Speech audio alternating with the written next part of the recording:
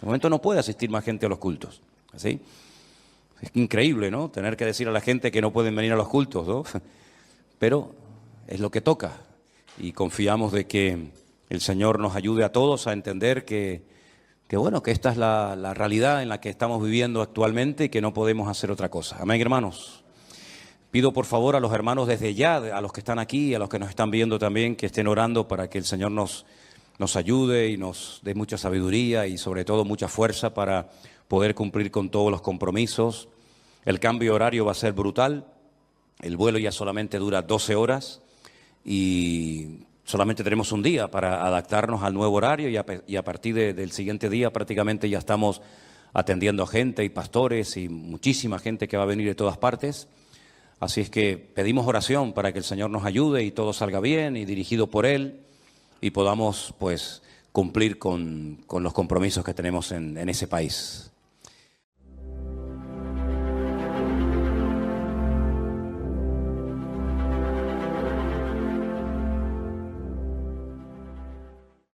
Quisiera que en esta tarde hiciéramos una breve oración antes del mensaje que voy a compartir con ustedes, pidiéndole al Señor que nos hable a nuestros corazones y que podamos salir de aquí fortalecidos y renovados en la fe y que el Señor hable a nuestras vidas como nos tiene acostumbrados. Amén, hermanos.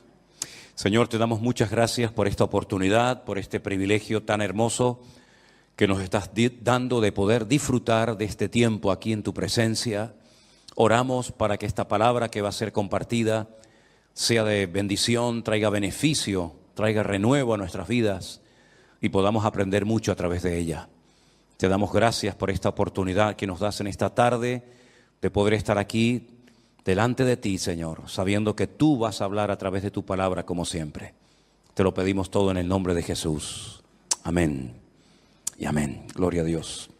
Hay un estudio muy bonito y muy interesante que consiste en ver cómo eran las ciudades, en definitiva, el mundo en el cual se movieron los primeros cristianos. Cómo eran los cultos, completamente diferentes a como los hacemos nosotros hoy en día. Hoy en día todo está centrado generalmente en un pastor o en una persona que es más o menos el que administra la iglesia junto con los ancianos, los diáconos, los obreros, ¿verdad? Pero en aquellos tiempos las iglesias no eran como nosotros las vemos, estamos acostumbrados hoy en día. Se hacían muchas reuniones en hogares, no existían templos. No fue hasta el siglo III después de Cristo que comenzaron a utilizarse locales o antiguos templos paganos para celebrar cultos o reuniones. Los cristianos se reunían en cualquier parte, en playas, en montañas, en casas particulares, en plazas. Y en aquellos tiempos, pues no era tan fácil ser cristiano como hoy en día. Si estudiamos, por ejemplo, cómo vivían los griegos, cómo vivían los romanos, cuáles eran sus costumbres, los principios, entre comillas, que tenían, qué religiones practicaban en aquellos tiempos aquella gente, cómo se desplazaban la gente de un país a otro, los medios de comunicación que existían. Es realmente un estudio muy interesante, ¿verdad?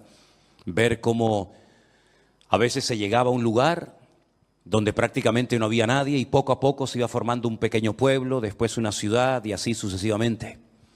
Pero hay una ciudad que yo la llamo la Gomorra, la Sodoma y Gomorra de los tiempos apostólicos o de los tiempos del apóstol Pablo. Y es sin lugar a dudas la ciudad de Corinto. La ciudad de Corinto está aproximadamente a unos 75 kilómetros de Atenas y es una ciudad, o era una ciudad muy interesante porque era una ciudad muy comercial.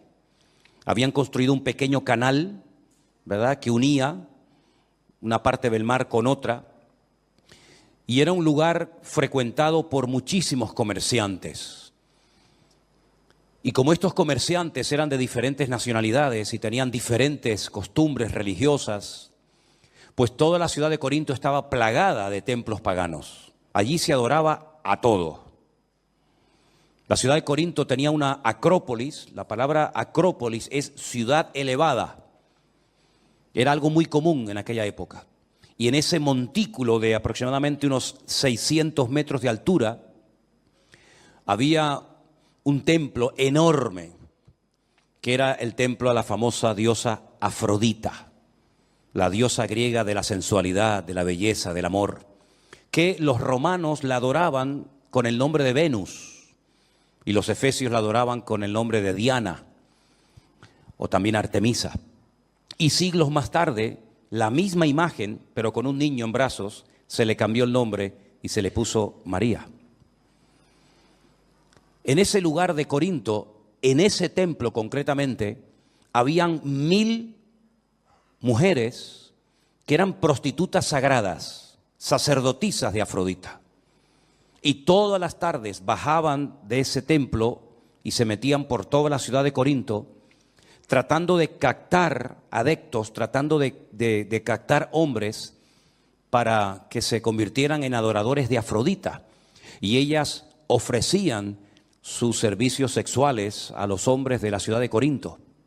Y así, de esa manera, utilizando el sexo como gancho, pues alcanzaban a muchos hombres para que fueran adoradores y seguidores de esta diosa pagana, de Afrodita. Y fue en esa ciudad donde el apóstol Pablo llegó en su segundo viaje misionero. Y curiosamente hay un capítulo, que es el capítulo 18 del libro de los Hechos, donde nos cuenta cómo empezó esta iglesia. Y a mí me gusta mucho de vez en cuando recordar, por ejemplo, cómo empezó esta obra. Cómo empezamos esta iglesia aquí hace 20 años, cómo después de unos años empezamos a trabajar en el puerto de Veracruz y surgió otra iglesia.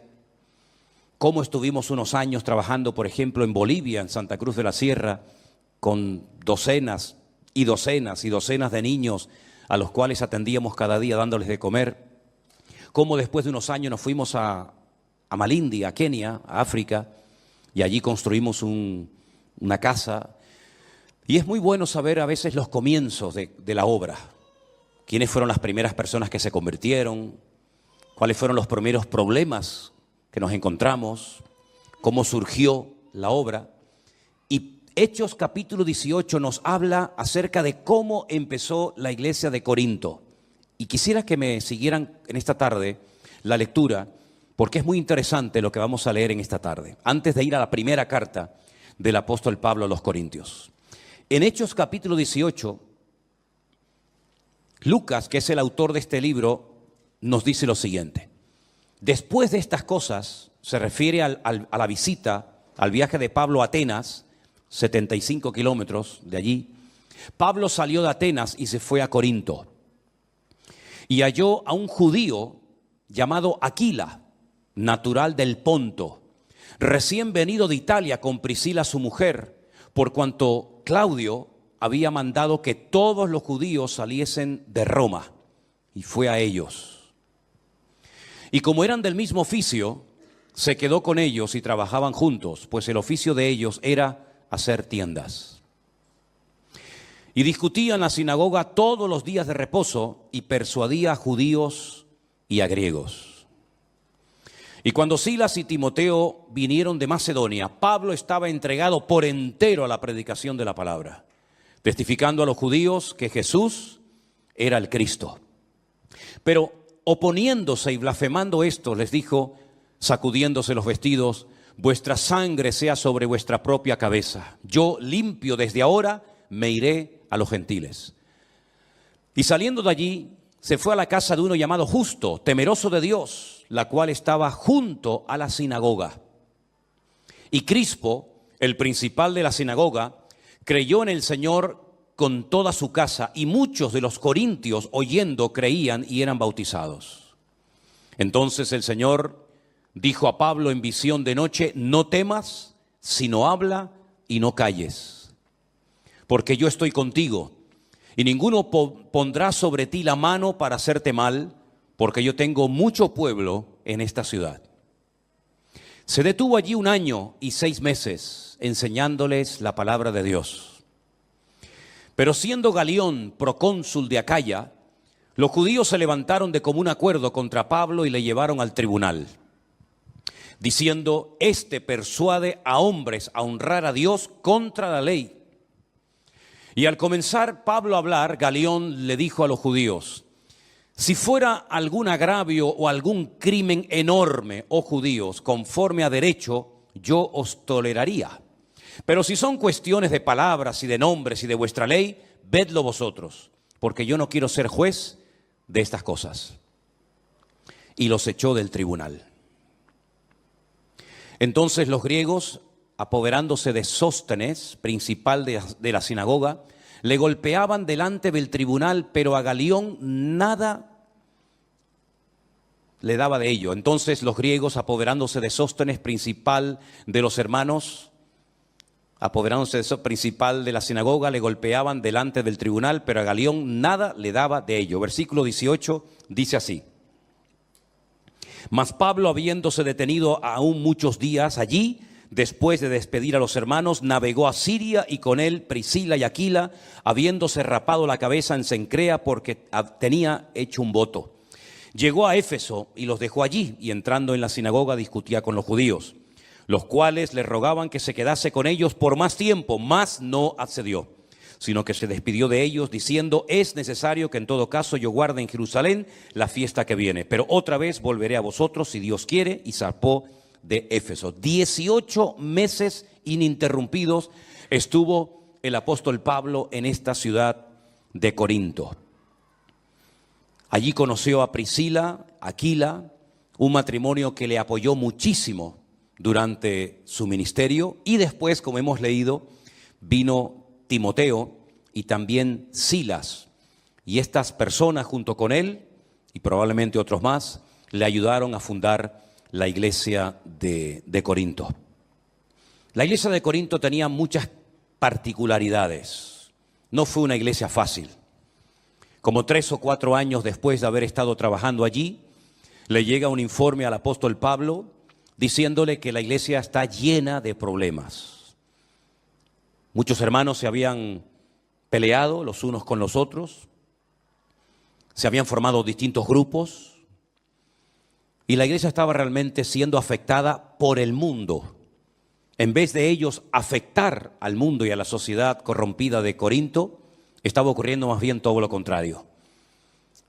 La atmósfera espiritual, el ambiente de la ciudad de Corinto, una ciudad de una promiscuidad sexual brutal, una ciudad de carnalidad. Fíjense hasta qué punto que en las obras de teatro de la comedia griega, cuando se quería utilizar la palabra borracho, no se utilizaba directamente la palabra borracho, sino que se decía: este es un corintio, porque era sinónimo de una persona atrapada y dominada por el alcohol. Era una ciudad pervertida, ya digo, era la Sodoma y Gomorra del Nuevo Testamento. Y allí el apóstol Pablo se afincó durante 18 largos meses para predicar la palabra de Dios, y nació esta iglesia. Y ya digo, como 3 o 4 años más tarde le escribe una primera carta donde él responde a una serie de preguntas que los hermanos le están haciendo. Por ejemplo, en el capítulo 7 de Primera de Corintios le están haciendo preguntas acerca del matrimonio. Le dicen a Pablo: bueno, y si mi marido no es convertido y yo sí lo soy, ¿qué hago? ¿Me separo? ¿Me divorcio? ¿Sigo con él? Entonces Pablo, en el capítulo 7 de Primera de Corintios, le da instrucciones concretas y específicas a las mujeres que tienen maridos inconversos, o a los maridos que tienen esposas inconversas y que además tenían hijos. Y él les responde en todo un capítulo a esas preguntas. Le preguntan también acerca del tema de la comida, porque como les acabo de decir, en la ciudad de Corinto había muchos templos, a Apolos, a Afrodita, a todas las divinidades habidas y por haber, y lo que hacían es que llevaban las vacas, llevaban los animales, los sacrificaban, los mataban delante de esos ídolos, en esos templos, y luego vendían esa carne en las carnicerías para que la gente comiera de ellos. Entonces los cristianos decían: está bien que nosotros comamos carne que ha sido por la mañana sacrificada, por ejemplo, a uno de los tantos ídolos de la ciudad. ¿Podemos comprar esas carnes a esa gente y comer de ella? Entonces Pablo, por ejemplo, en el capítulo 8 de Primera de Corintios les dice lo que tienen que hacer acerca de la carne que previamente había sido sacrificada a los ídolos. También hay muchas preguntas que le hacen al apóstol Pablo acerca de cómo moverse, cómo saber el don espiritual que uno tiene. El apóstol Pablo dedica 2 capítulos muy interesantes, por cierto, el 12 y el 14 de Primera de Corintios, para traer luz y para aclarar cuáles son los dones del Espíritu Santo y cómo se tienen que ejercer ordenadamente en la iglesia. Les dije en una ocasión, ¿se acuerdan?, que hay 2 listas en la Biblia acerca de los dones del Espíritu Santo. Romanos capítulo 12 y en Primera de Corintios capítulo 12. Él menciona 9.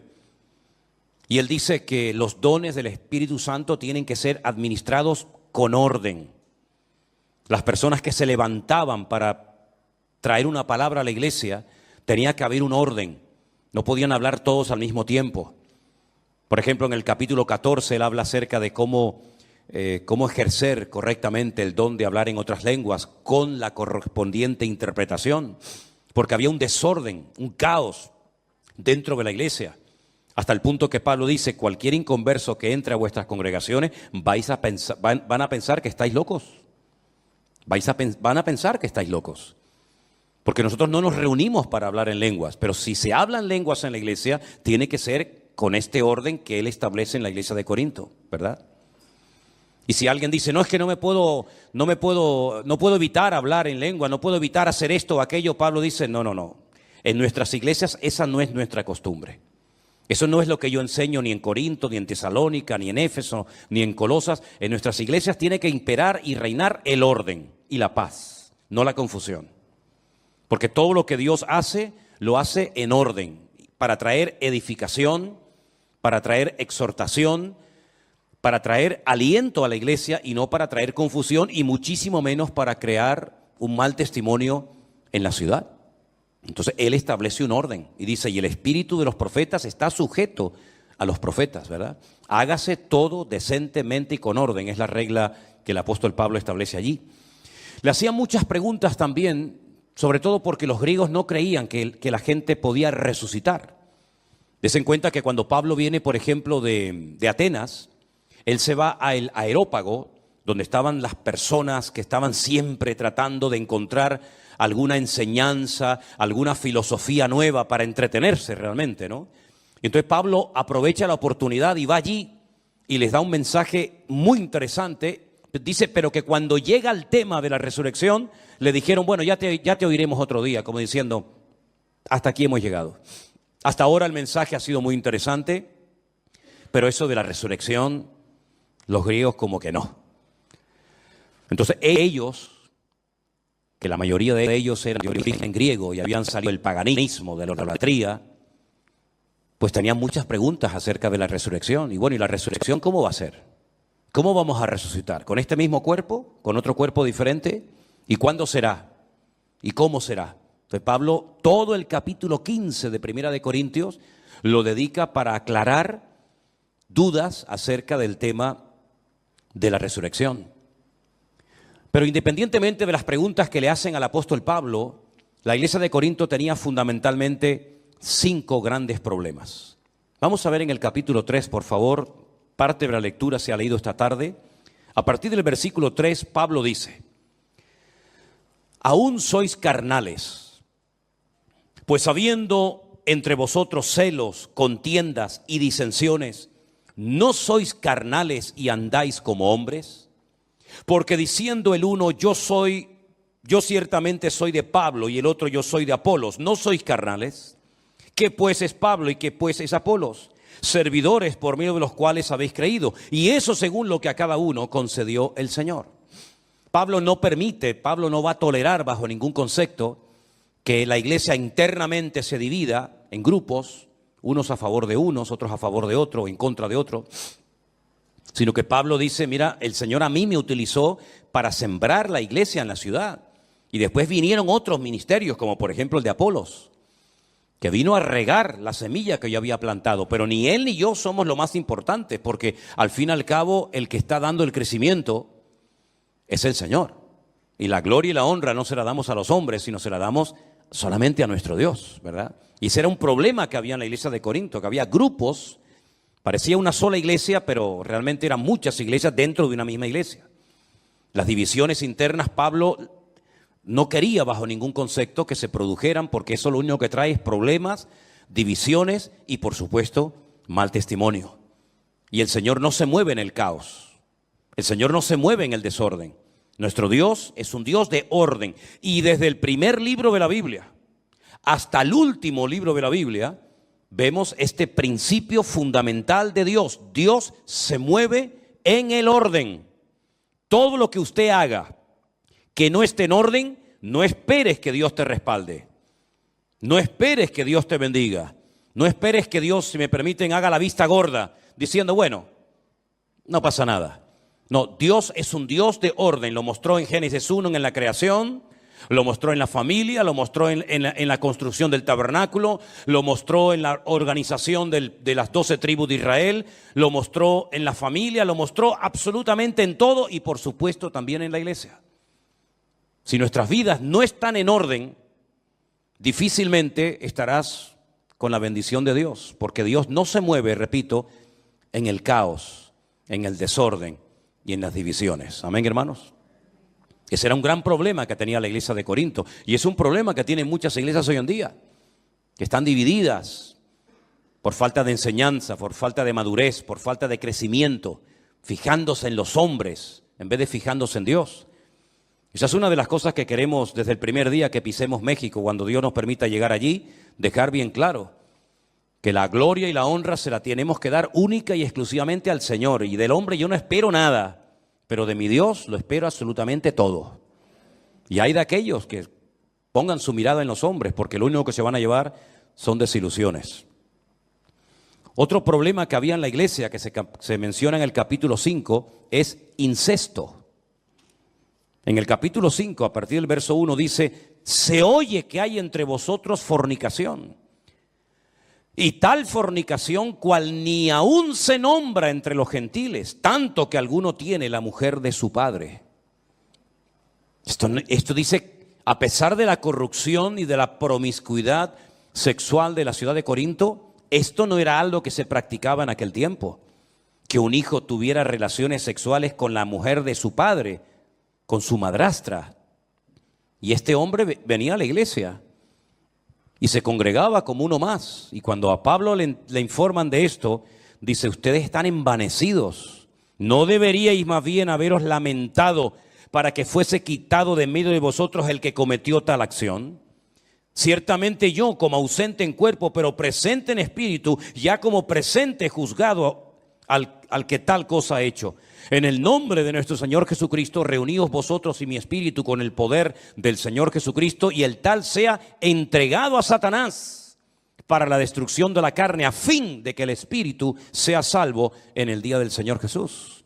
Después en 2 de Corintios, cuando él le vuelve a escribir a la iglesia, este hombre se ve que recapacitó, pidió perdón, se arrepintió, dejó ese pecado, y Pablo dice, bueno, vuelvan a admitirlo en la iglesia, pero lo que no podemos permitir es que esta persona lleve esta vida de desorden, cometiendo un pecado que ni los gentiles ni los del mundo cometen, y se congrega en nuestra iglesia como si nada y participe como uno más, y aquí nadie le llama la atención, sino que bueno, todo el mundo mira para otra parte. El apóstol Pablo se entera y dice, bajo ningún concepto vamos a permitir eso en la iglesia del Señor Jesús, porque en la casa del Señor tiene que reinar el orden y la santidad. ¿Cuántos dicen amén? También había problemas entre hermanos. Capítulo 6, versículo 1 dice, ¿osa alguno de vosotros cuando tiene algo contra otro ir a juicio delante de los injustos y no delante de los santos? ¿No sabéis que los santos han de juzgar al mundo? Y si el mundo ha de ser juzgado por vosotros, ¿sois indignos de juzgar cosas muy pequeñas? ¿O no sabéis que hemos de juzgar a los ángeles? ¿Cuánto más las cosas de esta vida?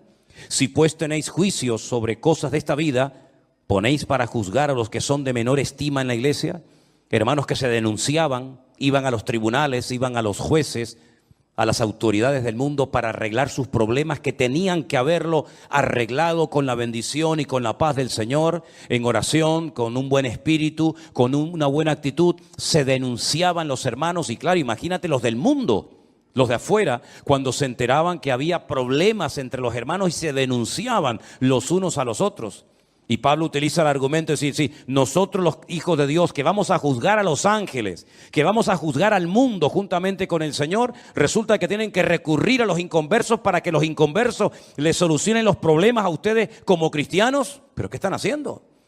Ese problema también lo había en la iglesia de Corinto. Pero como muchos habían salido del paganismo, como muchos habían dejado la idolatría, muchas hermanas de la iglesia habían ejercido antaño la prostitución, de ahí que les pida que se cubran y se pongan un velo, porque aquellas 1000 jovencitas, ¿se acuerdan? Aquellas 1000 sacerdotisas del templo de Afrodita, sí, eran prostitutas, pero ¿cómo se diferenciaban estas mujeres de una mujer normal de Corinto, que vestían con unos peinados y con unas ropas tremendas? Pues porque eran calvas, les habían rapado completamente la cabeza. Y cuando tú veías a estas jóvenes por las calles con su pelo rapado, no es que tuvieran una enfermedad que se les caía el pelo, sino que era un voto que habían hecho, ¿verdad?, de raparse el pelo para dedicar sus cuerpos por entero a la prostitución sagrada, dándole culto a Afrodita, ¿verdad? Y entonces muchos de los hombres de la iglesia habían estado con esas mujeres, y esas mujeres ahora eran convertidas, y esos hombres ahora eran convertidos y se encontraban en los cultos, y se encontraban en la iglesia. Imagínense ustedes. Porque en Corinto no había 50 iglesias, como puede haber a lo mejor en cualquier ciudad, que hay una iglesia aquí, una iglesia más allá, una bautista, una pentecostal, una anglicana, ¿verdad? Sino que había una sola iglesia. Y el que se convertía a Cristo tenía que ir a un solo lugar. No había un montón de iglesias, había una sola iglesia en toda la ciudad. Y ahí se encontraban, pues, prostitutas o ex prostitutas con los antiguos clientes que habían tenido. Y entonces había que poner orden dentro de la iglesia y enseñarles a los miembros a vivir esa vida nueva que ahora tenían en Cristo. Y verse los unos a los otros, no como un cliente ni como un objeto, sino como hermanos en Cristo. Y en el capítulo 5 Pablo dice, os he escrito por carta, verso 9, que no juntéis con los fornicarios.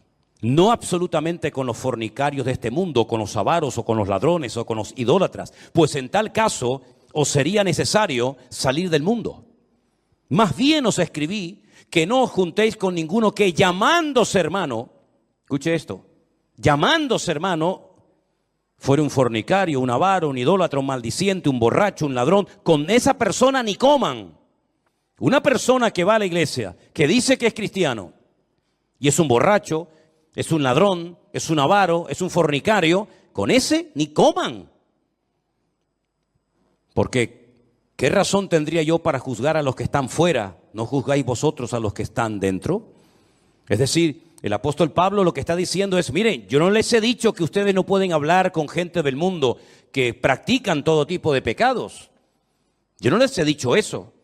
Si yo les hubiera dicho que no hablaran con borrachos, con prostitutas, con ladrones, con avaros, con idólatras, pues se tendrían que ir a vivir a otro planeta. Porque en la calle, en el mundo, los inconversos, los que no tienen a Cristo en su corazón, los que no han puesto su vida en orden y los que no viven en santidad, pues lógicamente están atrapados, son esclavos de uno o varios pecados de los que acabo de mencionar. El apóstol Pablo dice, no, ustedes me han interpretado mal mis palabras. Yo no les dije que no se juntaran con esas personas, porque si no se juntan, si no le hablan a esas personas, ¿cómo lo van a ganar para Cristo? Yo lo que les he dicho y la enseñanza que les he dado es esta. Si hay gente en la iglesia que son idólatras, avaros, ladrones, fornicarios, etcétera, etcétera, no os juntéis con esa persona. Para que no piense el mundo que se puede venir a la iglesia y seguir practicando el pecado y seguir viviendo igual que como vivíamos antes y no pasa nada. Para que se avergüencen y para que recapaciten de que la vida cristiana no es un relajo, sino la vida cristiana es algo serio en el que tenemos que dar un fiel testimonio de lo que Cristo ha hecho en nuestras vidas. Amén, hermanos. Tiene que haber un cambio en nosotros. Las mujeres no pueden comportarse como se comportaban antes de conocer al Señor, ¿verdad? Imagínense estas, no digo las 1000, pero imagínense que 200 de estas prostitutas se convirtieran al evangelio y ahora vinieran a la iglesia.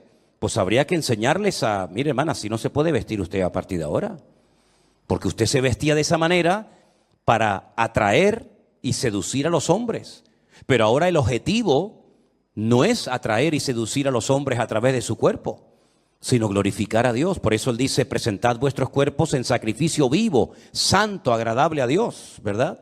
Y así como antes presentabais vuestros miembros, los miembros de vuestro cuerpo para el pecado, presenten ahora esos miembros para honrar, para servir y para glorificar a Dios. Y tenían que enseñarle a vestir, a hablar, a caminar, a comportarse a esas mujeres que habían vivido pues en ese mundo. Y a los hombres que habían sido toda la vida unos mujeriegos, o unos borrachos, o unos idólatras, había que decirles, no, a partir de ahora ya no se puede vivir así. Nuestra forma de hablar, nuestra forma de comportarnos, nuestra forma de actuar tiene que ser completamente diferente, porque ahora no somos como los del mundo que no conocen a Cristo. Ahora somos cristianos, embajadores de Cristo. Y nuestra imagen, la imagen que tenemos que proyectar, no es la de una mujer sensual o un hombre sensual, una persona que utiliza, digamos, los atributos de su cuerpo para seducir a nadie. No, nada más lejos de la realidad. Ahora la gente tiene que mirar en nosotros un cambio, tienen que ver que ahora somos gente que ha nacido de nuevo y que nuestros apetitos, nuestros deseos, nuestros hábitos, nuestras costumbres son completamente diferentes a como éramos antes de conocer al Señor. Amén, hermanos. Por eso hay que pedirle al Señor, Señor, quítame cualquier vestigio de carne que pueda haber en mi vida.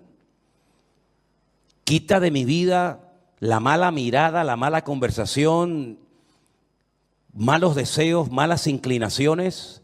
Que el Señor limpie nuestros ojos, que el Señor limpie nuestros oídos, nuestra boca, nuestros labios, que el Señor nos cambie y nos transforme completamente de arriba abajo, para que el mundo vea que ya no somos ni la sombra de lo que éramos antes de conocer a Cristo como nuestro Señor y Salvador personal. Pablo escribe varias cartas y se pegó 18 meses de su vida en Corinto para enseñarles cómo se vive ahora nuestra nueva vida en Cristo. Porque nosotros no solamente tenemos que ser cristianos dentro de la iglesia, sino sobre todo cuando salimos de nuestros templos, cuando salimos de nuestros lugares de culto, tenemos que seguir comportándonos y hablando y viviendo y pensando y reaccionando como cristianos. Amén, hermanos. No es un disfraz, no es una chaqueta que me pongo. Me visto de cristiano, vengo el domingo a la iglesia, con carita de niño bueno, con carita de niña buena, y luego salgo y soy un mujeriego, un borrachuzo, atrapado a los vicios de este mundo, enganchado a las loterías, enganchado a la pornografía, una promiscuidad sexual brutal. No, usted no ha entendido nada, amigo. Usted no ha entendido nada, hermana. En Cristo tenemos que cambiar en todo, pero no solamente por dentro, sino en algunos casos también por fuera, ¿sí o no? Y eso es lo que al mundo le va a sorprender si, oye, este hombre, esta mujer habla, se comporta de una forma diferente cuando esta persona yo lo conozco de toda la vida y fue así, pero ahora es otra persona y gloria a Dios si comienzan a decir las personas que te conocían, oye, no te conozco, no eres ni la sombra de lo que eras. Y entonces le vas a decir, el motivo por el que soy otra persona es porque Cristo vive en mí, porque Él ha cambiado mi vida y ahora mi vida está para darle honra y gloria al Señor y no para atraer la atención hacia mi persona. Esto no se aprende en 2 días. Imagínese que usted haya sido una persona atrapada a todo tipo de juegos. Esta gente que se pega horas y horas y horas jugando en una maquinita y echando monedas y monedas y monedas, y ahora de repente dice que te has convertido. ¿Tú crees que de la noche a la mañana se te va a ir el deseo? Bueno, en algunos casos sí, pero en otros casos no. Y vas a tener que pedirle a Dios que te ayude a organizar tu economía, que antes cobrabas y tenías un montón de dinero y a la semana estabas sin un duro, sin un céntimo. Y ahora tienes que pedirle al Señor, ayúdame a administrar para que yo incluso pueda ayudar a otras personas. Tal vez antes de conocer a Cristo te vestías de una manera que en vez de cubrirte lo que hacías que te descubría, lo que llevabas en tu corazón. Pues a lo mejor habrá ciertas prendas que habrá de decir, yo esto no me lo puedo volver a poner otra vez. Porque entonces lo que estoy haciendo es el mismo perro pero con distinto collar. Y ahora lo que quiero es dar gloria a Dios y glorificar al Señor, ¿sí o no? Esa es la vida de un cristiano. La vida de un cristiano no es dejar de ir a misa y venir al culto. Dejar de tomar la hostia y venir ahora a tomar el pan y el vino. La vida de un cristiano es vivir como Cristo vivió. Como Él hablaba, tenemos que pedirle al Señor, Señor, yo quiero hablar y comportarme y pensar y reaccionar y vivir como tú lo hacías. Y yo no sé cómo tú tratabas antes a tu marido, o cómo tú tratabas a tu mujer, o a tus hijos, o a tus padres. Pero sería bueno que leyeras la Biblia y te preguntaras, ¿yo me estoy comportando como un marido cristiano o como uno más? ¿Yo me estoy comportando con mi familia, con mi marido, con mis hijos, como una auténtica mujer cristiana o sigo siendo la mundana de toda la vida?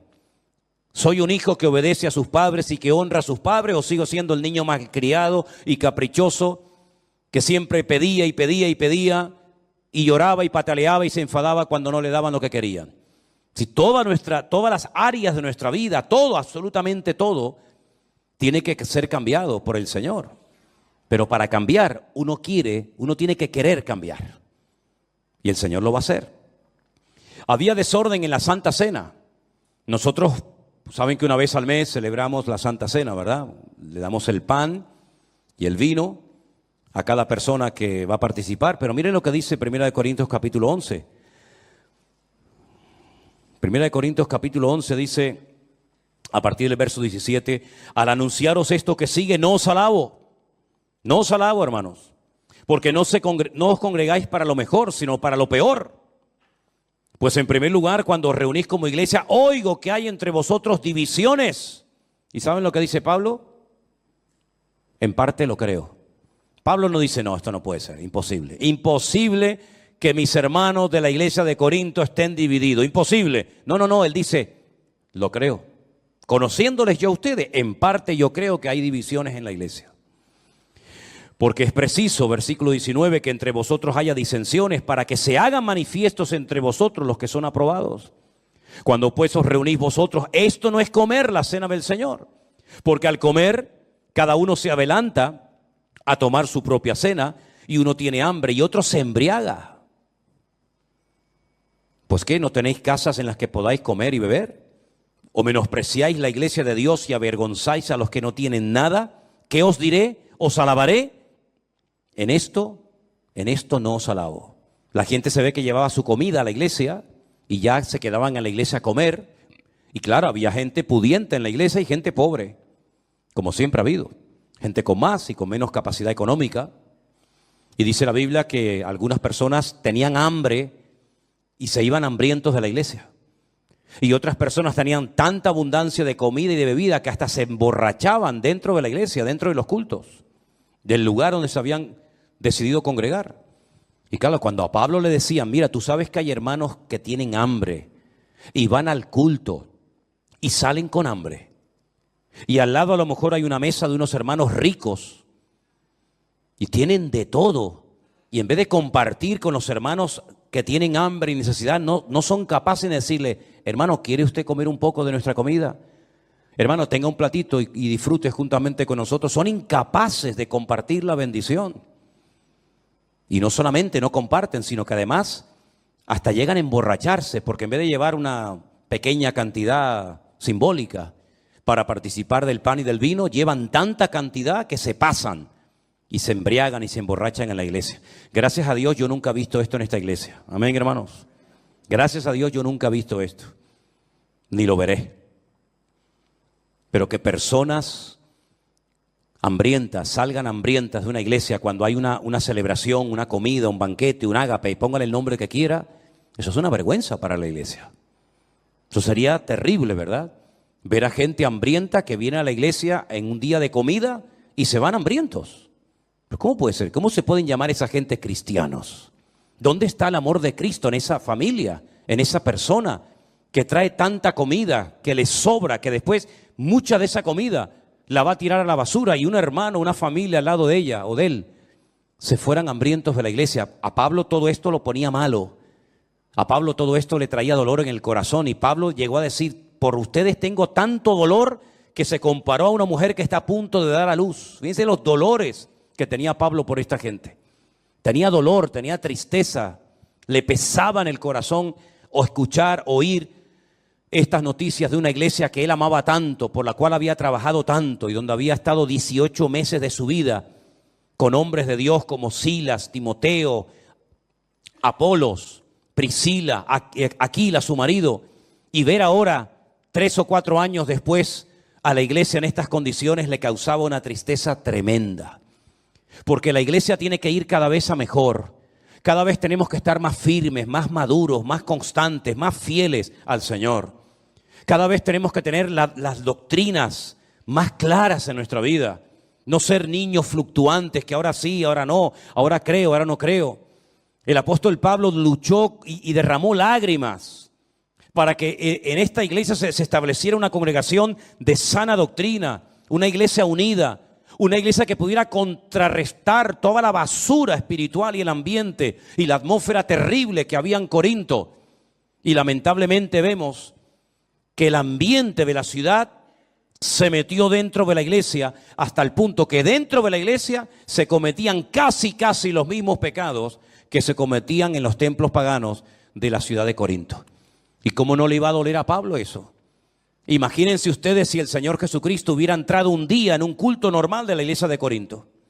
Imagínense cómo hubiera reaccionado el Señor si entra a una iglesia donde supuestamente se le está dando honra, gloria y culto a Él y se encuentra uno borracho, al otro acostándose con su madre, al otro criticando a este hermano, al otro insultando a la otra hermana, al otro yendo al juez para presentar una denuncia contra este hermano. ¿Cómo hubiera reaccionado el Señor si hubiera entrado un día físicamente? De un animal, ya los pelitos se fueron cayendo y mi abuela, pues le puso un forro nuevo y puedo decir que esa silla lleva conmigo pues más de 50 años. Pero ¿quién tiene en su casa un objeto de 3000 años? ¿Usted tiene algo en su casa que tenga 3000 años de historia? Dice, sí, mi suegra. No, nadie tiene semejante cosa. Pero mire, aquí en nuestras manos tenemos un libro, una colección de libros, mejor dicho. Eso es lo que significa Biblia, colección de libros, que tienen centenares, que tienen miles de años. Esto es un tesoro incalculable, es increíble. Y además en su propio idioma, en su propia lengua, para que usted pueda saber lo que Dios dijo, lo que Dios manda y lo que Dios no manda. Y una de las cosas que yo he dicho cuando se acerca uno a las páginas de este sagrado libro, la Biblia, es que la gente en aquellos tiempos vivía muy diferente a nosotros. Yo sé que, por ejemplo, hay gente aquí que no cree, les cuesta mucho aceptar que hubo un momento en la historia en el que no existía Internet. Algunos dicen, no, créame, hay un momento en la historia en el que Internet no existía. Tú ponías Google y no existía Google. Tú dices, pero ¿cómo se podía vivir sin Google? Y sin WhatsApp. Algunos le quitan el WhatsApp hoy en día y vamos, se transforma, les da un ataque, algo les pasa, ¿no? Pues hubo una época en la que se vivía sin televisión en color. Y usted dice, ¿cómo era la televisión? ¿En blanco y negro? Y cuando vino la televisión en color, aquello fue una fiesta increíble, ¿se acuerdan? Vivimos durante muchos años sin móviles, sin celulares, como algunos los llaman. He dicho en varias ocasiones que cuando hace muchos años vimos a un señor en las Ramblas con una caja así de grande, que era la batería, y descolgaba el teléfono, nos quedamos así mirando, diciendo, ¿y este de dónde salió? Entonces, los tiempos han cambiado de una forma tremenda, pero tremenda. Y en los tiempos de la Biblia, la gente no vivía afanada por llegar a fin de mes, sino la gente vivía pensando en cómo terminar ese día. Se vivía el día a día. Por eso el pasaje que vamos a leer ahora refleja y explica muy bien que la bendición de Dios se prometía para el día a día. Hoy en día estamos acostumbrados a planificar el mes, ¿no? Cobramos el sueldo, cobran el sueldo y dicen, bueno, esto para el teléfono móvil, esto para la luz, esto para el agua, esto para los gastos de no sé qué, y se planifica el mes. Eso no existía, esa no era la mentalidad de aquellos tiempos. La mentalidad era vivir el día a día. Basta a cada día su propio afán o su propio mal, dice otra versión, ¿verdad? Y el pan nuestro de cada día, dánoslo hoy. La famosa parábola de los labradores, cuando van a trabajar a la viña, ¿qué se les pagó? El día de trabajo. Entonces, cuando la gente terminaba el día y decía, hoy he comido, hoy he usado ropa y hoy voy a dormir bajo techo, gloria a Dios. Mañana, como se decía, Dios dirá. Mañana Dios dirá. Pero ¿quién vive hoy en día al día? Nadie.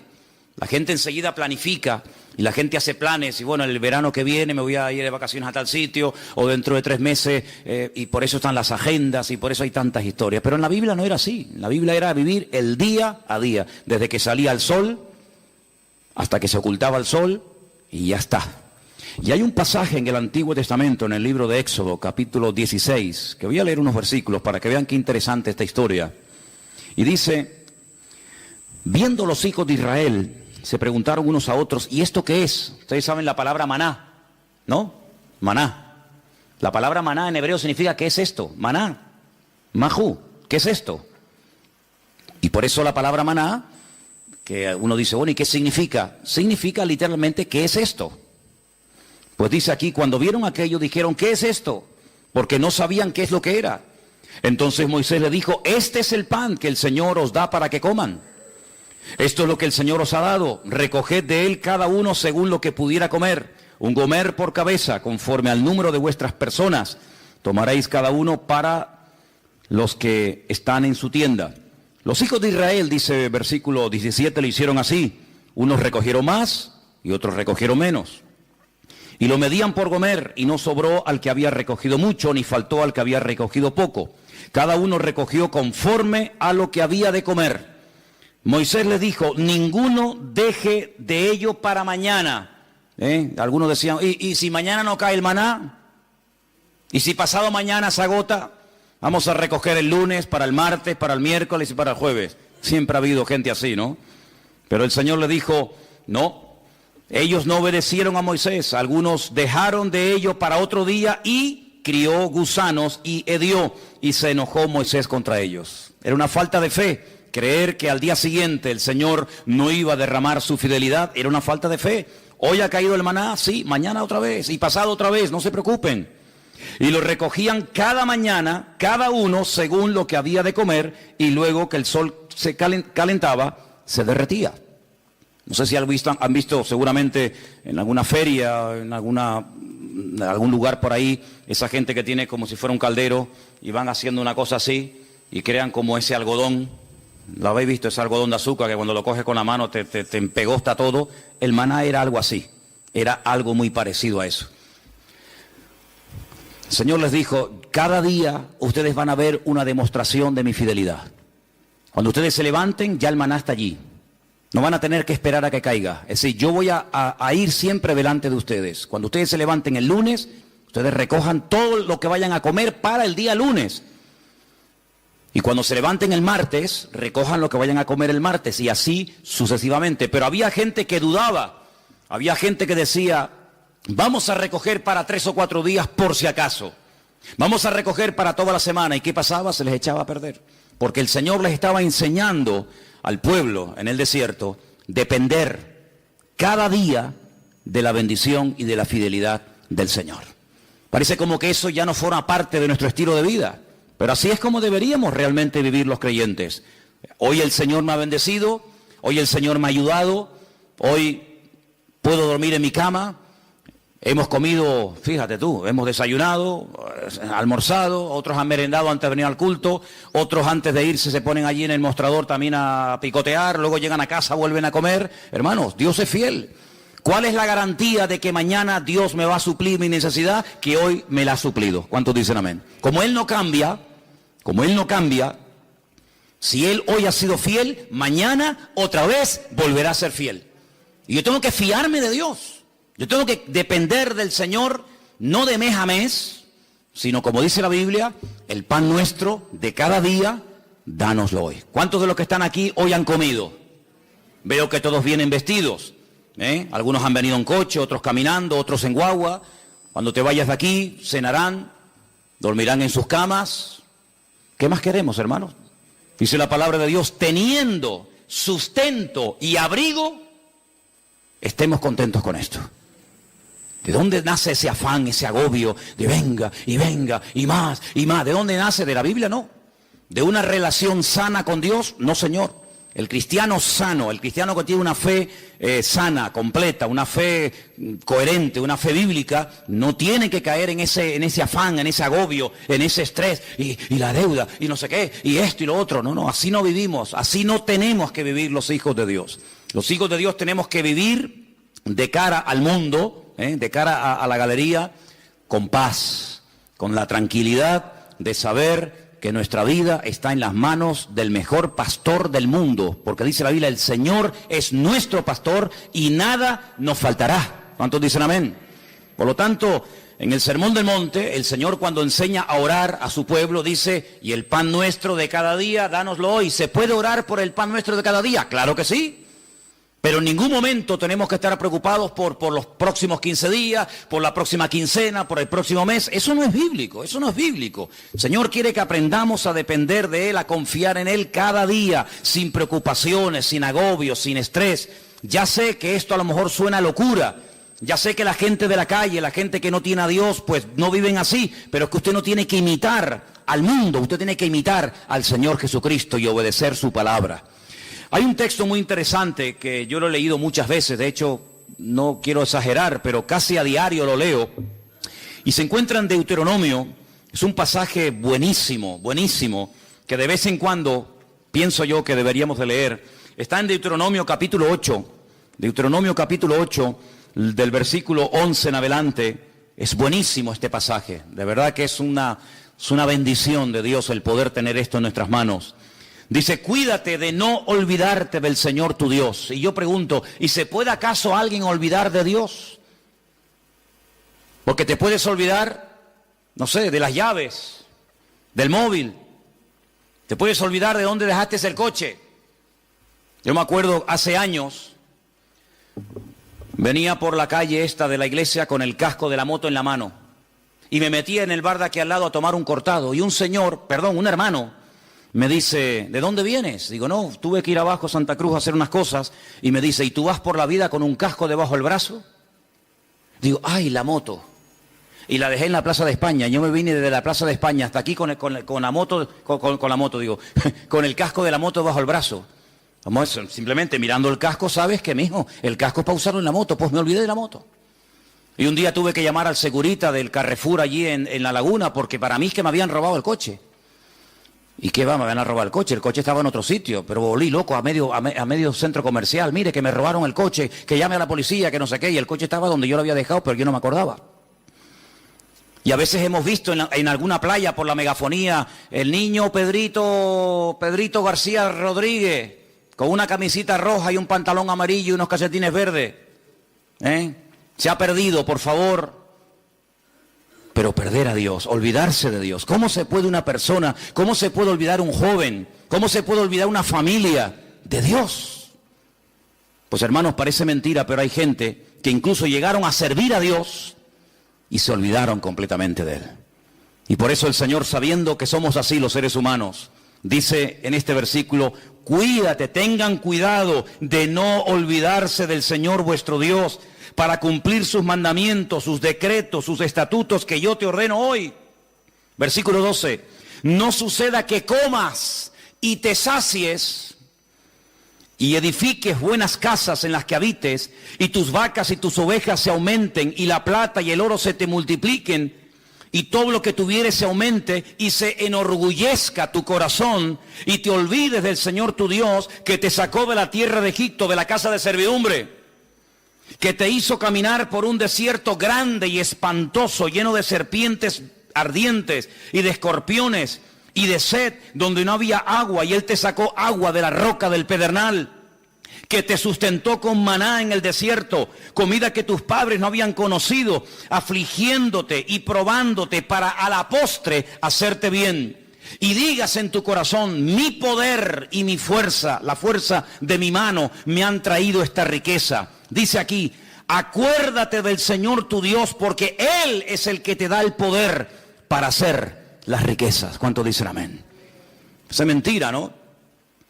Gente que ha prosperado, gente que le ha ido bien en la vida, que en fin, que han aumentado sus negocios, su patrimonio, etcétera, y se les suba a la cabeza el éxito y digan, no, es que yo tengo todo esto por mi fuerza, por mi sabiduría, por mi poder. Usted dice, no, a mí eso no me puede pasar. No lo digas, porque como lo diga, a veces al final te va a terminar pasando.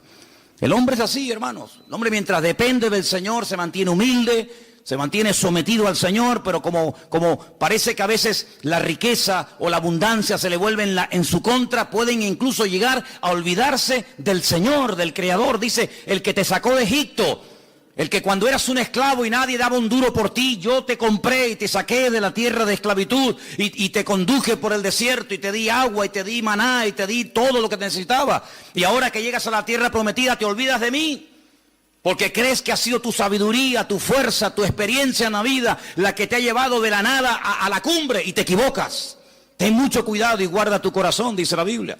Porque soy yo el que te da la sabiduría, soy yo el que te da el poder para hacer las riquezas. Y cuando el Señor le da a uno sabiduría para hacer negocios, y cuando el Señor le da sabiduría para hacer algo, aunque te salga bien el negocio, lo que has comprado, lo que has hecho, no te olvides siempre de darle la gloria y la honra al Señor. ¿Cuántos dicen amén? Así que tengamos cuidado, ¿verdad? Porque son más los que se han perdido, los que se han enfriado y se han apartado de los caminos del Señor en la abundancia que en la escasez. Parece mentira, pero así ha ocurrido muchísimas veces, ¿no? Así que estamos viendo a la luz de la palabra de Dios cómo hay que depender cada día de Él. Ahora, vivimos en un mundo, como dije la semana pasada, rodeado de mentiras y de mentirosos. Esa es la cruda realidad. Vivimos en un mundo en donde los principios y los valores están al revés. Dice la Escritura que llegaría un momento en la historia de la humanidad, y yo creo que ya hemos llegado, en el que a lo malo te lo presentarían como lo bueno. Y lo que es bueno y decente de toda la vida, te lo presentarían como algo malo. Y uno dice, pero ¿cómo puede ser eso? ¿Cómo puede ser que la decencia, la fidelidad, el ser honesto, el vivir la verdad, el ser sincero esté mal visto y parece que le vaya mejor al ladrón, al sinvergüenza, al que roba, al que miente, al que engaña? ¿Cómo puede ser eso? ¿Cómo puede ser que personas por no pagar a lo mejor una pequeña cantidad le embarguen lo que tienen, y personas que han robado millones se estén pegando la gran vida y salgan en televisión y viajen por aquí y compren por allá? ¿Cómo puede ser eso? Bueno, son los últimos tiempos. Tiempos en los que a lo dulce lo presentarían como salado y a lo salado como dulce, dice la Biblia. Ahora, hay dos versículos que aparentemente son contradictorios y curiosamente, tanto uno como otro los escribió la misma persona. Por ejemplo, hay un versículo que todo cristiano, yo creo, no, da igual a la iglesia que asista o a la denominación a la que pertenezca, yo creo que hay un versículo que todos los cristianos se lo saben de memoria. Y si no, vamos a comprobarlo. Juan 3:16. ¿Qué dice? Díganlo fuerte. Uy, no. A ver si me vais a dejar en... Que esto lo están viendo miles de personas ahora mismo en el mundo entero, ¿eh? Decirlo fuerte, a ver qué dice. Porque de tal manera amó Dios al mundo que ha dado a su Hijo unigénito para que todo aquel que crea en Él no se pierda, mas tenga vida eterna. ¿Qué dice la Biblia que Dios hizo? Dios amó. ¿A quién? Al mundo. Dígalo fuerte. Dios amó al mundo. Otra vez. Dios amó al mundo. Ahora explíqueme esto. No améis al mundo ni las cosas que están en el mundo. ¿En qué quedamos? Juan 3:16 dice, Dios amó al mundo. Y primera de Juan capítulo 2 verso 15 dice, no améis al mundo ni las cosas que están en el mundo. ¿Cómo es que la Biblia dice que Dios amó al mundo y a mí se me prohíbe amar al mundo? Hay que explicarlo, porque en la Biblia no hay contradicciones. Hay gente que dice, es que la Biblia es un libro lleno de contradicciones. Y yo le digo, cuando usted me muestre una, nos sentamos y hablamos. La Biblia no tiene contradicciones. El problema es que muchas veces no se puede terminar de traducir exactamente, porque nosotros tenemos una sola palabra para la palabra mundo. Como para la palabra amor, tenemos una sola palabra, no hay 4 o 5 palabras para amor. Amor hay una sola palabra, no hay más. En griego hay 3 o 4 palabras y en hebreo ni le cuento. Y en griego, incluso en hebreo, para la palabra tierra, planeta, mundo, etcétera, hay un montón de palabras y depende a lo que se esté dirigiendo el autor, pues emplea un término o emplea otra, pero en español nada más tenemos una sola palabra, ¿verdad? Cuando estamos leyendo Juan 3:16, dice que de tal manera, de tal magnitud, con tal fuerza, amó Dios al mundo.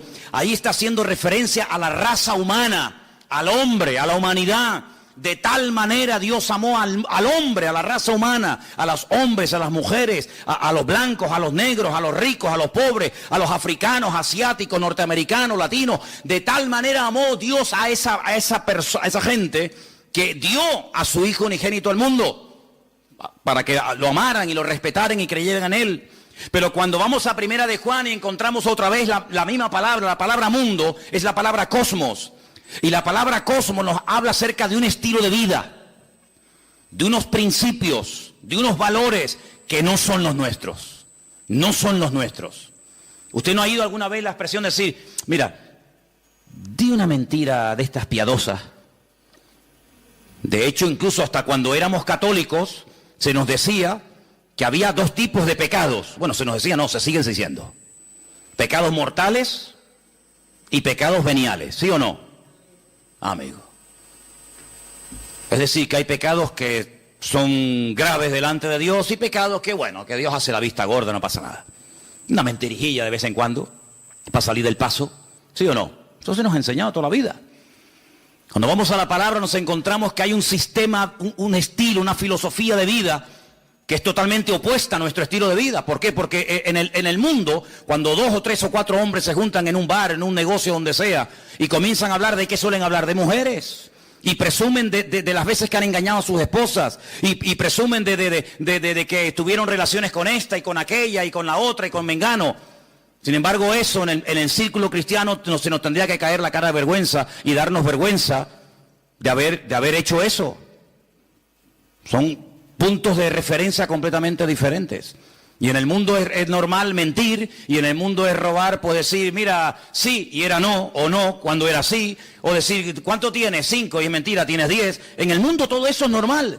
Y cuando dice la Biblia, no améis al mundo, se refiere, no imites la forma como vive la gente. Una cosa es que Dios amó al hombre, y otra cosa es que Dios ame a los pecados del hombre, que son dos cosas completamente diferentes. Dios ama a una etarra, a un asesino, a un violador, ¿sí o no? Por supuesto que sí. Faltaría más. Si no, madre mía. Pero eso quiere decir que Dios ama su estilo de vida. Eso quiere decir que Dios ama la mentira, el engaño, el soborno, el adulterio, la fornicación, la extorsión. No, Señor. Una cosa es que Dios ame a la persona y otra cosa es que Dios acepte y ame y tolere el estilo de vida de esa persona. No nos confundamos. Por eso dice la Biblia que cuando viene por ahí alguna persona que dice que yo soy cristiano, yo soy pastor, yo soy hijo de Dios, yo soy siervo de Cristo, yo soy esto, yo soy aquello, apóstol, como algunos van por ahí también diciendo, pues hermano, por su fruto los conoceréis. Y por eso dice la Biblia que hay que probar los espíritus, porque no todos los espíritus son de Dios. Y por eso encontramos en la Biblia falsos evangelistas, falsos pastores, falsos maestros, falsos apóstoles, etcétera, etcétera. ¿Por qué? Porque Dios ama a todo el mundo por igual, pero denuncia y no tolera el pecado y el desorden de nadie. ¿Cuántos dicen amén? Entonces no nos confundamos cuando dice que Dios amó al mundo, la raza humana, y cuando nos dice en Primera de Juan, capítulo 2, como hemos leído, que no tenemos que amar al mundo. Porque dicho sea de paso, el texto sigue diciendo, si alguno ama al mundo, es decir, el estilo de vida del mundo, la filosofía del mundo, los principios del mundo, el amor del Padre no está en él. Porque todo lo que hay en el mundo, y lo aglutina de esta forma, los deseos de la carne, los deseos de los ojos, la vanagloria de la vida, no provienen del Padre, sino del mundo. Y el mundo pasa, y sus deseos, pero el que hace la voluntad de Dios permanece para siempre. Si lo que hoy está mal visto, mañana estará bien visto. Y lo que mañana estará bien visto, hoy es un delito, un pecado. Por lo tanto, las modas cambian. Hace años en este país se obligaba a la gente a ir a las plazas públicas a ver cómo se torturaba a personas y cómo se les quemaba vivos y cómo se les crucificaba, y era normal.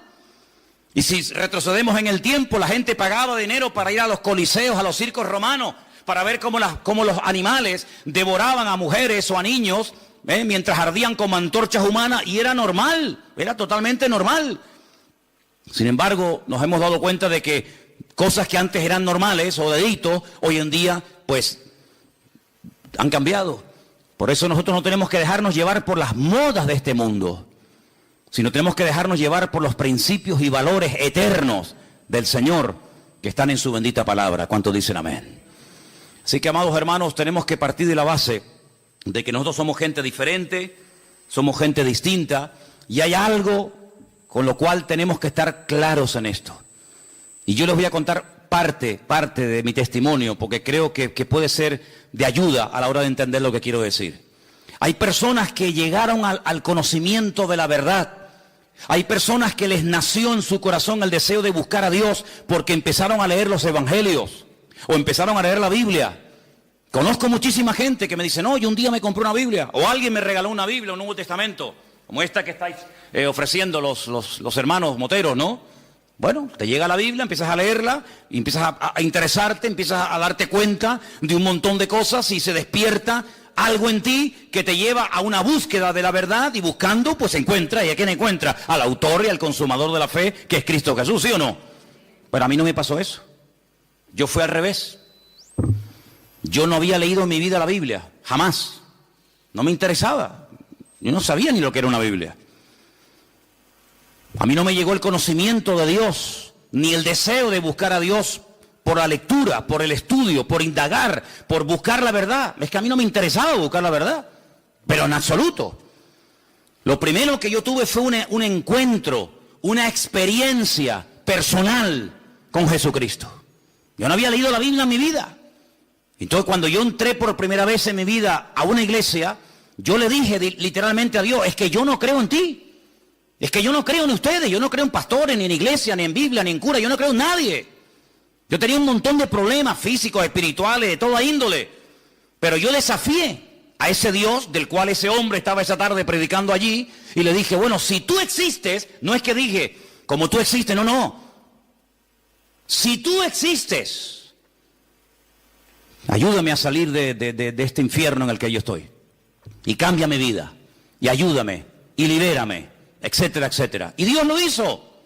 Y mucho tiempo después, o unos meses después, comencé a leer y a leer y a leer y a leer y a estudiar y a memorizar capítulos y capítulos de la Biblia. Y a través de la Biblia, pues claro, lógicamente fortalecí mi fe. Pero no fue primero la teoría y después la práctica. En mi caso fue al revés. Primero fue la experiencia, la práctica, y luego fue el conocimiento. Y por eso hay muchas personas que a veces titubean, porque claro, comenzaron a leer la palabra y después tuvieron una experiencia personal con Cristo. Pero cuando uno tiene una experiencia personal con Cristo, a mí no me mueve nadie de la fe que yo tengo en el Señor. Porque a mí los demonios que tenía no me los sacó ningún pastor, a mí me los sanó directamente mi Señor Jesucristo. Y el que me transformó la vida no fue una predicación de un reverendo o de un apóstol, como ese radio se llame, sino que directamente mi Señor y mi Dios me liberó y me transformó y me rompió completamente. Y después comencé a leer su palabra. Y por eso hay gente que lee la palabra y después tienen la experiencia, si es que la llegan a tener, y por eso a veces dudan de haber interpretado correctamente el texto y lo habré interpretado mal, y en vez de resulta que era así, resulta que era asado. Yo no tengo la más mínima duda. Yo he hablado con budistas, he hablado con gente que practica el Islam, he hablado con rabinos judíos de todo tipo, cerrados, abiertos, de toda índole. Y yo cada día estoy más firme en mi fe, porque a mí el conocimiento y la experiencia no me vino por lo que leí ni por lo que me enseñaron. Es que yo tuve un encuentro personal con Cristo, yo era ciego y ahora veo. Entonces, cuando una persona tiene un encuentro personal con Cristo, que digan lo que digan, que hagan lo que hagan, que pase lo que pase, yo sé en quién he creído. ¿Cómo voy yo a negar que soy blanco? Hermano, si yo me subo a esta plataforma esta tarde y digo, hermano, ustedes me ven blanquito, pero yo realmente en el fondo soy negro. Usted dirá, bueno, hermano, usted dé lo que quiera, pero usted se le ve por fuera y usted tiene piel blanca. No, mire, hermano, es que yo soy moreno, mulato y soy mujer. Pasa que ustedes me ven con otra visión. No puedo negar, yo no puedo negar lo que soy. Pues exactamente igual le digo espiritualmente. Yo no puedo negar que Cristo un día me sanó, me liberó y me transformó la vida. Y no lo leí en la Biblia, no lo leí en un libro, lo sentí, lo experimenté personalmente. Por eso cada vez que voy a Israel, cuando vengo más firme en mi fe. Y no es que voy allí y digo, ay, a lo mejor creía al revés de como yo era. No, es que me da igual. Porque yo no fui al convencimiento de la verdad por lo que leí, sino por lo que viví y por lo que experimenté. Y cuando una persona experimenta algo, no desde la teoría, sino desde la práctica, ese hombre y esa mujer no lo tumba ni lo sacude nada ni nadie. ¿Cuántos dicen amén? Si yo subo esta noche aquí a un hombre y subo a una mujer y le digo, hermano, explique lo que es un parto. Dirá, bueno, pues un parto, ¿no? Tienes dolores, hay un momento como se rompen aguas, se llama, ¿no? Corríjame porque yo en esto estoy fatal, ¿eh? Se rompen aguas, te entran dolores, empiezan a dilatar, no sé qué, no sé cuánto, tienen que llevar a la clínica y te suben allí en aquellos aparatos y te dice, sopla, sopla, aprieta, no, ahora sí, ahora sago, ¿sí o no? Qué malo soy, soy fatal. Asuman ustedes una mujer aquí que haya parido y dice, mira Manolo, cállate la boquita, anda. Un parto no tiene nada que ver con lo que tú has dicho. Tú estás hablando desde la teoría, desde lo que has oído, de lo que te han contado, pero yo he parido. Y un parto es esto y esto y esto. ¿Quién puede dar mejor una información de lo que es un parto? ¿Yo? ¿O una mujer que ha parido? Evidentemente una mujer que ha parido. Porque no lo habla desde la teoría, lo habla desde la realidad, desde el dolor. Lo habla desde la sensación de haber tenido esa criatura en su vientre y de haberlo sacado y ver la realidad de lo que es un parto. Y exactamente igual ocurre, amados hermanos. Hay gente que habla de Dios desde la teoría. Que si Dios es así, que si Dios es asado, que si no sé qué, que hablas con un judío te dice una cosa, hablas con un musulmán te dice otra, hablas con un evangélico te dice una cosa, hablas con un mormón te dice otra cosa, hablas con un budista te dice no sé qué. Y entonces tú dices, Dios mío, pero cada uno tiene una opinión diferente, pero todos tienen la razón. No puede ser que los musulmanes digan que Dios no tiene un hijo y que los cristianos digan que Dios sí tiene un hijo. ¿Quién tiene la razón? ¿El musulmán o Dios? ¿O el cristiano?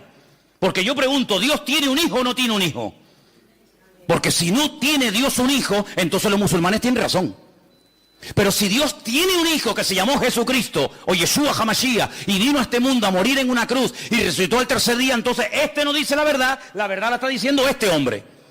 La pregunta que muchas veces me han dicho es, ¿cómo es posible que un pueblo tan culto, tan sabio, tan preparado, personas que están todo el día desde que se levantan, créanme, desde que se levantan hasta que se acuesta, leen y leen y leen y leen y memorizan y aprenden y aprenden y aprenden, y me refiero al pueblo de Israel? ¿Cómo es posible que ellos no crean que Jesucristo es el Hijo de Dios?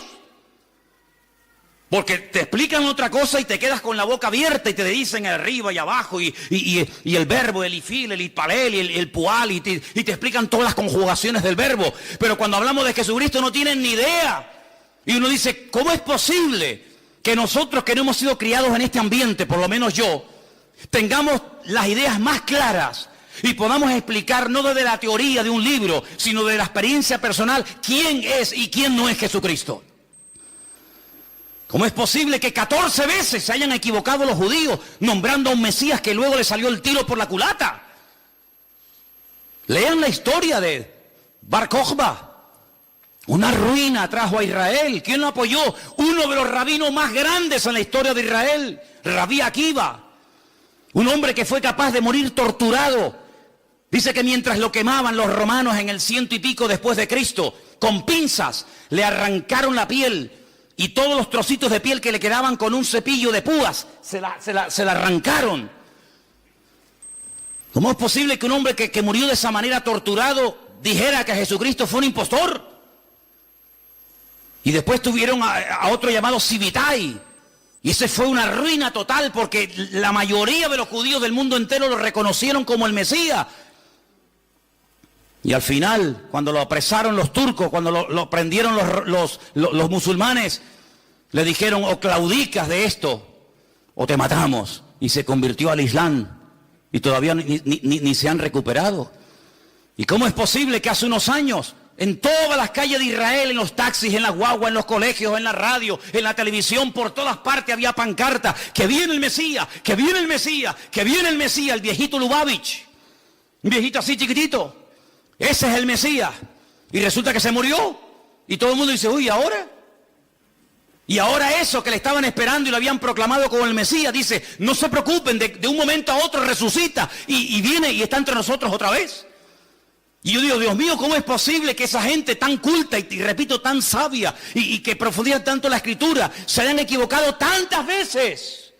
No una, ni dos, ni tres, ni cuatro, muchas veces proclamando a falsos mesías. Bueno, es que eso está escrito. Eso no es producto de la casualidad.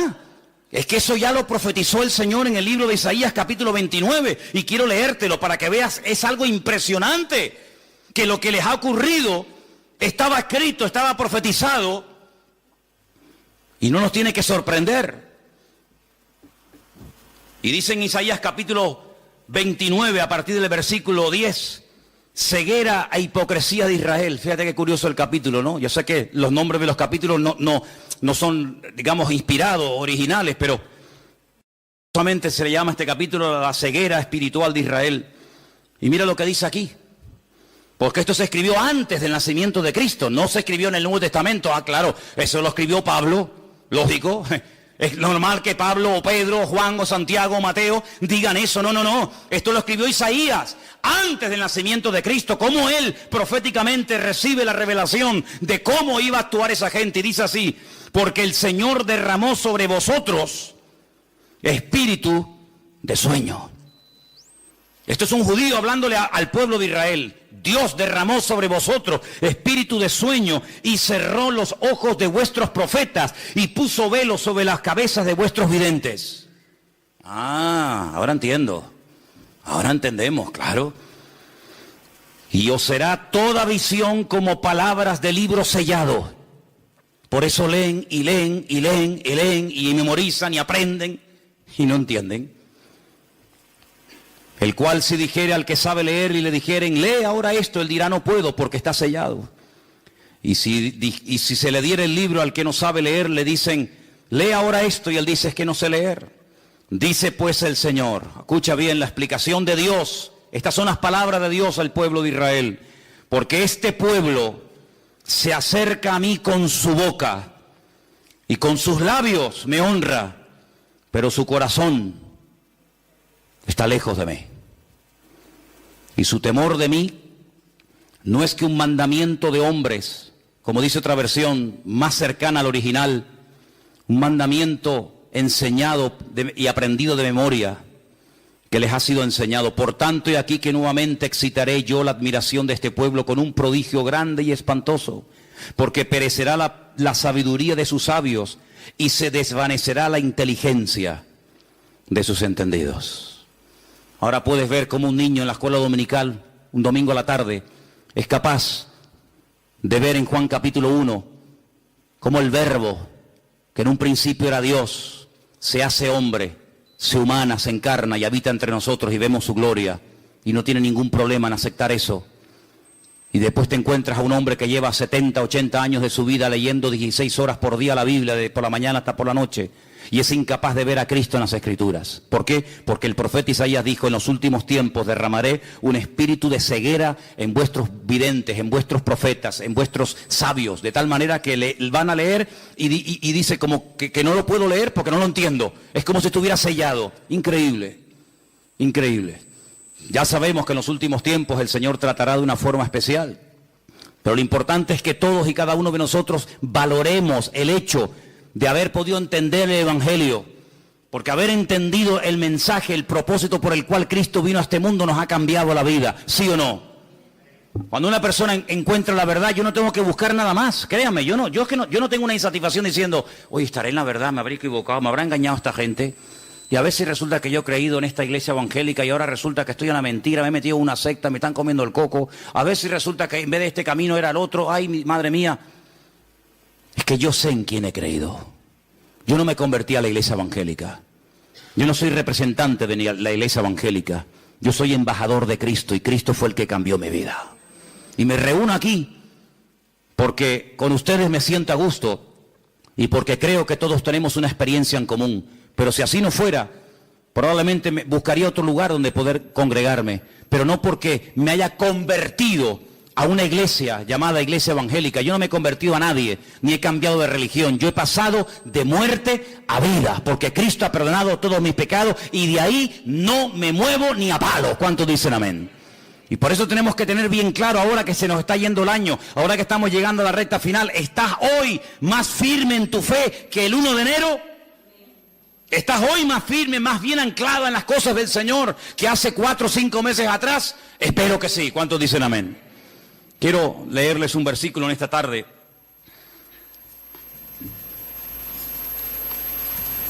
Y antes de buscar ese texto que se encuentra en Apocalipsis, en el capítulo 3, déjenme que les diga algo. Cuando uno empieza a leer la Biblia desde el principio,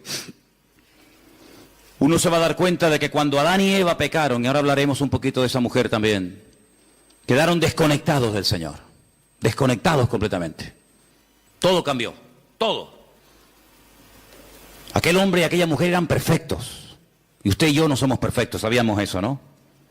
Si te crees perfecto, díselo a tu mujer a ver qué te dice y ya verás cómo te recuerda que no lo eres. Así de claro. Qué maravilla el ojo humano, ¿eh? Qué maravilla poder ver en colores. Porque nosotros vemos en colores, ¿sí o no? ¿Usted ve en colores? Hay algunos que confunden, ¿no? El rojo con el verde con el amarillo, pero generalmente el hombre ve en colores. Vemos en 3 dimensiones. Podemos ver de cerca, de lejos, enfoca de una forma maravillosa. Pero usted sabe que de todo lo que hay aquí que se podría llegar a ver, solamente vemos el 1%. Nuestro ojo solamente percibe el 1% de todo lo que podríamos llegar a ver. Adán veía al 100% sin ningún problema. Veía a los ángeles, veía el mundo espiritual y natural de una perfección tremenda. ¿Qué le parece? El cerebro del ser humano dice que está dividido en 2 y que solamente funciona una parte. Yo a veces hasta lo dudo que funcione esa parte. Y Dios pone un miembro en nuestro cuerpo para que funcione la mitad, no tiene sentido. El cerebro de Adán funcionaba a la perfección y veía la esencia de las cosas con una claridad nítida, sin problema, ¿verdad? Y sabemos que el hombre está por debajo de todos sus niveles. Seguramente Adán era capaz de meterse debajo de un río y estar 3 horas metido debajo del agua. Y veía perfectamente, porque era un ser perfecto, completo, no le faltaba nada. Probablemente, sabe Dios, hasta con el pensamiento podría trasladarse de un lugar a otro y volar. Yo qué sé lo que aquel hombre podía haber llegado a ser. Sin embargo, el pecado lo deterioró todo. El pecado lo reventó todo. No somos ni la sombra de lo que un día el Señor creó. El mundo era perfecto, el mundo que tenemos no es perfecto. Vayan a Madrid ahora, van a ver esa capa, esa nube negra encima, ¿verdad? El otro día las imágenes de Pekín, los pobres chinos con máscara, allí ahogándose, asfixiándose. Este mundo no tiene nada que ver con el mundo perfecto y maravilloso que el Señor creó. Pero a pesar de la rebelión y del pecado del hombre, Dios proveyó un sistema, y eran los sacrificios. ¿Y qué hace Abel? Presenta un sacrificio ¿para quién? Para él. Él tiene deseo de acercarse a Dios y presenta un sacrificio para él, pero no lo podía hacer para otra persona. Pero cuando avanzamos en la historia, vemos que llegamos a Egipto y vemos que ya Dios dice, bueno, ahora no solamente el hombre puede acercarse a Dios a través de un sacrificio de animales, sino que ahora el papá, el cabeza de la casa, puede presentar un sacrificio para la familia. Y dice que sacrificaban un cordero para toda la familia. Así que de uno individual pasó a toda la familia. Y después resulta que cuando seguimos avanzando en la relación con el Señor, encontramos que una vez al año se mataba un cordero para toda la nación. Así que pasamos de uno, pasamos a la familia, y de la familia pasamos a la nación. ¿Pero de qué nación estamos hablando? De la nación de Israel. ¿Y todas las demás? No entran, están fuera del pacto, están fuera. Pero cuando vino el Señor Jesucristo, ¿por quién vino a morir? Por toda la raza humana. Y ahí entramos tú y yo, queridos hermanos, los que estaban, los que aún no habían nacido. Y por eso yo te pregunto, en estos últimos días, en estas últimas semanas que nos quedan para concluir este año 2015, ¿tú has tenido ya tu encuentro, tu experiencia personal con Cristo? ¿O simplemente lo que estás es aprendiendo y creciendo en el conocimiento? Está bien todo eso, pero lo importante no solamente es saber muchas cosas, sino tener tu experiencia con el Señor. Porque si mañana nos quitan las Biblias, si mañana nos cierran los templos y ya no podemos depender de un culto, de una predicación o de un pastor, ¿qué va a pasar con nosotros? Nada. ¿Por qué? Porque estamos conectados a través de nuestra propia experiencia con la fuente de la vida, porque tenemos nuestra propia experiencia con Cristo. Y ya no dependemos de un pastor, de una iglesia, de un predicador, del internet, sino dependemos directamente de nuestro Señor Jesucristo. ¿Tú tienes esa línea directa con Él? ¿Tú lo conoces como tu Señor y como tu Salvador, o como el Dios que aquí se predica? Porque hay gente que dice, no, es que cuando hablan de nosotros dicen, sí, porque ustedes creen en no sé qué y se quedan como al margen. No, yo no hablo de ustedes, yo hablo de si tú conoces al